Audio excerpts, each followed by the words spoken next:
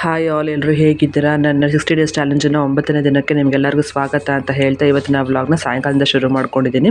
So ಅಮ್ಮ ಬಟ್ಟೆ ಎಲ್ಲ ಒಗೆದು ಒಣಗಾಕಿದ್ರಲ್ಲ, ಅದನ್ನೆಲ್ಲ ಎತ್ಕೊಬಂದು ಕೊಟ್ಟಿದ್ರು, ಮರ್ಚ್ಕೋತಿದ್ದೆ. ಅಮ್ಮ ಮನೇಲಿ ಇರೋವರೆಗೂ ನನಗೆ ಯಾವುದೇ ಥರ ಕೆಲಸ ಏನು ಅಮ್ಮ ಮಾಡಿಸೋದಿಲ್ಲ. ಸೊ ನಾನು ಆರಾಮಾಗಿ ಫ್ರೀಯಾಗಿ ಗುಡ್ಡಿ ನೋಡ್ಕೊಳ್ಳೋದು ಒಂದೇ ನನಗೆ ಕೆಲಸ.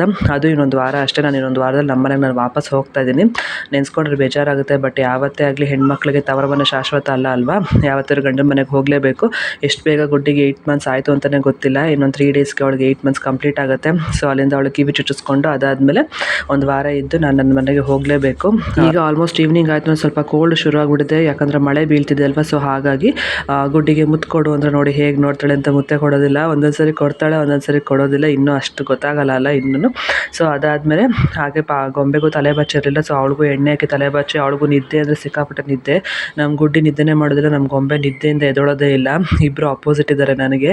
ಸೊ ಅವಳಿಗೂ ಸ್ವಲ್ಪ ಮುಖ ತೊಳಿಸಿ ಎಲ್ಲ ರೆಡಿ ಮಾಡಿ, ಈವ್ನಿಂಗ್ ಆಯ್ತಲ್ಲ ಸ್ವಲ್ಪ ತಲೆ ಎಲ್ಲ ಬಾಚಿ ರೆಡಿ ಮಾಡಿದೆ.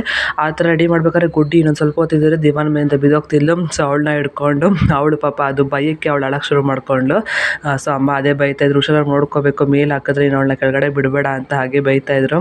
ಸೊ ಮಕ್ಳು ಹಾಗೆ ಅಲ್ವಾ, ಉಳ್ಳಕ್ಕೆ ಶುರು ಮಾಡಿಕೊಂಡ್ರು ಅಂತಂದರೆ ನಾವು ಹುಷಾರಾಗಿ ನೋಡ್ಕೋಬೇಕು. ನೋಡಿ ಅದೊಂದು ಟಾಯ್ ಎತ್ಕೊಂಡ್ಬಿಟ್ಲು ಅಂತ ಎಷ್ಟು ಖುಷಿ ಆಯಿತು ಅವಳಿಗೆ. ಸೊ ಹೀಗೆ ನಾನು ಡೈಲಿ ರೊಟೀನ್ ಹೋಗ್ತಾ ಇರುತ್ತೆ, ಒಂದು ಕಡೆ ಗೊಂಬೆ, ಒಂದು ಕಡೆ ಗುಡ್ಡಿ. ಹೀಗೆ ದಯವಿಟ್ಟು ಹೋಗಿ ಸಬ್ಸ್ಕ್ರೈಬ್ ಮಾಡ್ಕೊಳ್ಳಿ, ಫಾಲೋ ಮಾಡೋದನ್ನ ಮರಿಬೇಡಿ. Thank you for watching, take care.